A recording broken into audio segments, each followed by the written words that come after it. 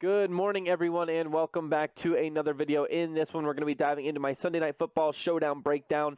We have one of the most lethal offenses in the league with one of the highest efficiency rating passers in the league. We have the Chicago Bears and Mitchell Trubisky, the second coming of Joe Montana, going to play the Los Angeles Rams and their elite team. Now, I'm looking forward to jumping into this one, though. It's going to be a pretty awesome showdown slate, I think, because of these injuries we do have to play off of. They're going to allow us to fit in a lot of these top players by playing some of the value plays, the guys that are going to be starting due to injuries, things like that. So we're going to jump right into it. If you have not already, please do leave a like on this video. I greatly appreciate your support. And then if you do have any questions, comments, or concerns for me, please leave them in the comment section below. Whether it's Draftkings, FanDuel, Yahoo, any DFS site, or season-long fantasy questions, I'm happy to give y'all advice when I can.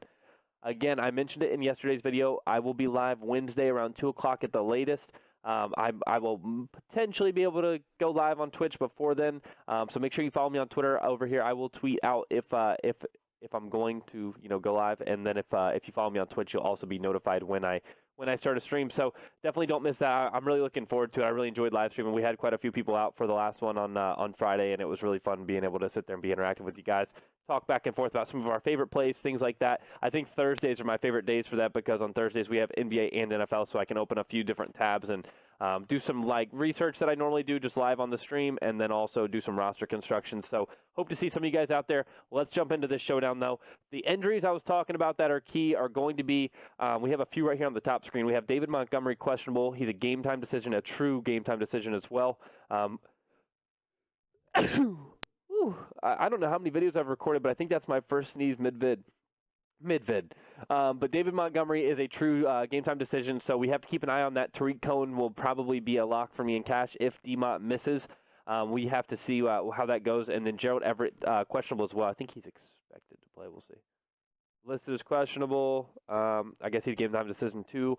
That's going to be a huge boost to Tyler Higbee, who's also questionable if Higbee plays. Yeah, it looks like Higbee will probably play. They're both listed questionable. Either way, we have to keep an eye on that. If there's only one of them, I'm going to want to play the only one that there is. I mean, if Higbee's ruled out, it doesn't mean Gerald Everett's a lock. But if Everett's out, I'm really going to like Higbee quite a bit, especially with Brandon Cooks already out. And then Trey Burton has been put on IR. That's going to be a massive boost to Ben Broniker. I didn't know his first name, honestly. I've seen his last name. I've been messing with the roster construction for a little bit now. He did obviously have a touchdown catch last week. That was obviously, the difference between 8.8 and 2.8 points, but we can't rely on a touchdown. But regardless, the starting tight end is at just, this min price almost of $1,200. I'm okay with, and not in captain, excuse me, $800 in your flex. If we were to plug in somebody like him who's going to be a great value play, probably going to be in my cash lineup just because I assume he's going to be very popular. With Adam Shaheen out, he's going to be the starter. We can come back up to the top. We can go to our captain spot. If we're talking cash lineups, I think it's going to be Cooper Kupp or probably just Cooper Kupp for me at captain over here on Draftkings. I could see some warrant for Todd Gurley or Allen Robinson maybe. I mean, I just think Cooper Kupp's the best cash play captain. We can go Goff, we can go Allen Robinson, we could still go Todd Gurley below, and that's going to leave us enough for Tariq Cohen, which would be a godlike lineup if David Mont misses. So that's what I'm looking at for cash. And there is some GPP upside to that lineup as well, obviously with Cooper Kupp and captain and those cheaper value plays.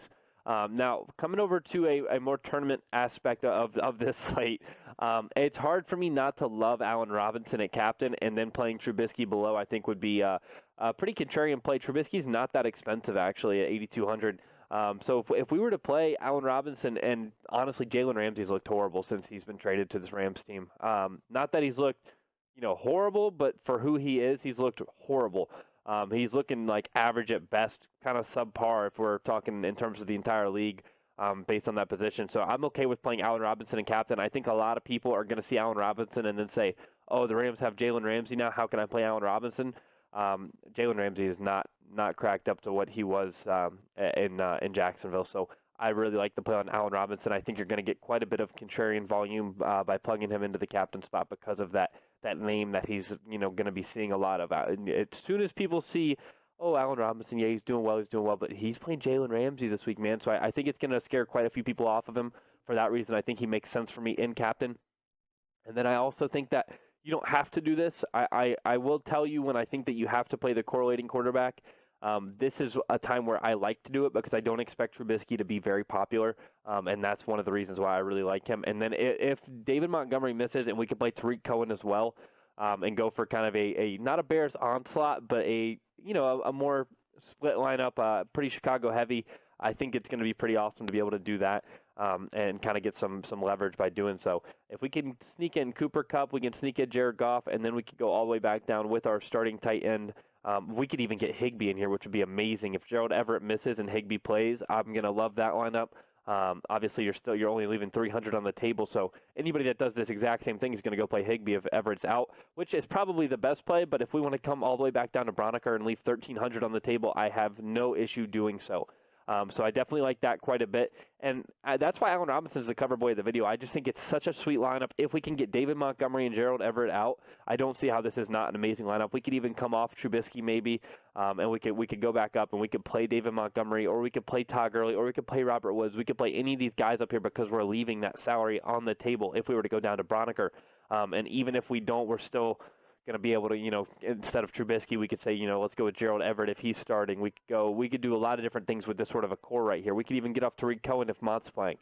If David Montgomery's playing, we could do something like this and say, I don't even want Trubisky, and then we can come back down. We have 6,300 left.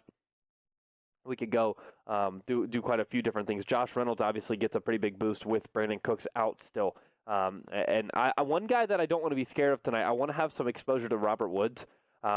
He's just that kind of guy where it's like, this is the type of slate where he's going to make it or break it. Either he's going to have a few catches and do decent, whatever, but this is the one where I feel like he could just have that massive Robert Woods. Oh, I'm Robert Woods. I have 4 touchdowns and 200 yards. Look at me. And I'm doing it for the second time this year. 164 yards that 1 week on 15 targets. And then it's like he just hasn't done diddly dick since then. So definitely not scared to play Robert Woods. Obviously, with Cooks out, going to get a big boost, like I said. Now, let's jump over to FanDuel real quick. I went ahead and plugged in this lineup just to make it a little bit quicker. I think this is probably where I will fall for cash tonight on FanDuel. So I wanted to show that to you guys real quick. Make sure to pause the video if you want to see a better timeline of that lineup if you really want to look at it more in depth. But I don't want to spend too much time harping on cash. I don't like playing cash myself on these showdown slates because I think it's just kind of fluky. Like the James Conner, I had James Conner and captain in my cash lineup on Thursday night, and that didn't work out for me strictly due to an injury. And I also had both kickers, which a lot of people will say isn't necessarily the best cash play, but at the end of the day, I thought that they were going to get a lot of attempts, 40, 50 yards. They were going to get stopped well short of the red zone. And next thing I know, they're kicking a 44, a 45, and a 50, and they missed all 3 of them, and that's like 16 fantasy points. So at the end of the day, I don't really regret the play. I don't think I played it wrong. James Conner got hurt, and my kickers missed their field goals. So it's one of those things where it's like, talk about fluky. When you play things right, and I think I played that right, it just didn't work out for me. So this is something I like to mention to you guys every single video on these showdown breakdowns, because I don't want you guys thinking that I'm plugging these cash lineups in and just putting all my bankroll on them. I prefer to play cash on the Sunday main slate like today here in a few hours. But coming over here on FanDuel, though, for tournaments, I'm also not going to mind Allen Robinson over here. I think I lean towards Cooper Kupp.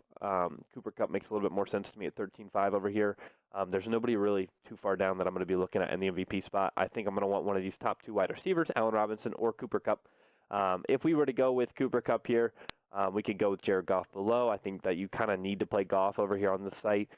Just due to the scoring. We can come all the way down, though, and we can still play Ben Broniker at just 6K. We can play Tyler Higbee at 6.5. But if we play Broniker and we can kind of roll with what I just had in that cash lineup, maybe just mix it up a little bit with Kupp at up top at the MVP spot. We can roll with Allen Robinson and Todd Gurley here, I think. Yeah, we could do Robinson and Gurley. We could go Trubisky and come down and do like Taylor Gabriel. We could do quite a few different things here. If we go Robert Woods, we can still get up to Todd Gurley. I don't hate that. 13.5 left. I don't know if that's kind of just total Rams onslaught, which I honestly don't mind. And that reminds me, just talking about just the Rams onslaught idea reminded me of the Bears defense. I don't want to go without mentioning the Bears defense. We saw the Steelers defense play very, very well against this Rams team. I don't want to go this entire video without mentioning this Bears defense, who has looked pretty average this year, which is kind of unfortunate because I really love this Bears defense with Khalil Mack. I think they're really, really fun to watch, and they were really changing the game last season. So I hope they can get on track We saw this Rams offense very inefficient last week against the Steelers. So both of these defenses very viable. I'm okay with playing both in GPPs. I did not want to go without mentioning that. But regardless, I'm going to end the video off here. I do need to get ready and get going to work on these lineups for the members, because the games are going to be starting. It's 8:38 right now, and these games are starting here in just a few hours. So I can't wait for another good Sunday. We're going to try and repeat what we did last Sunday with some massive GPP takedowns, and then a cash lineup will hopefully be a little better than last Sunday. Last Sunday, I think we split.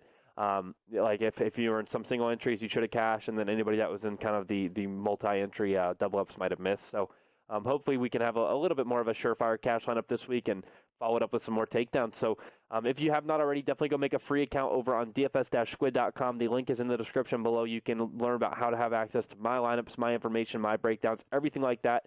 And if you do have any questions, feel free to leave them in the comment section below or hit me up on Twitter. I will be active all day long. So I hope that you guys enjoyed this video, and I will see you tomorrow morning with our Monday Night Football breakdown.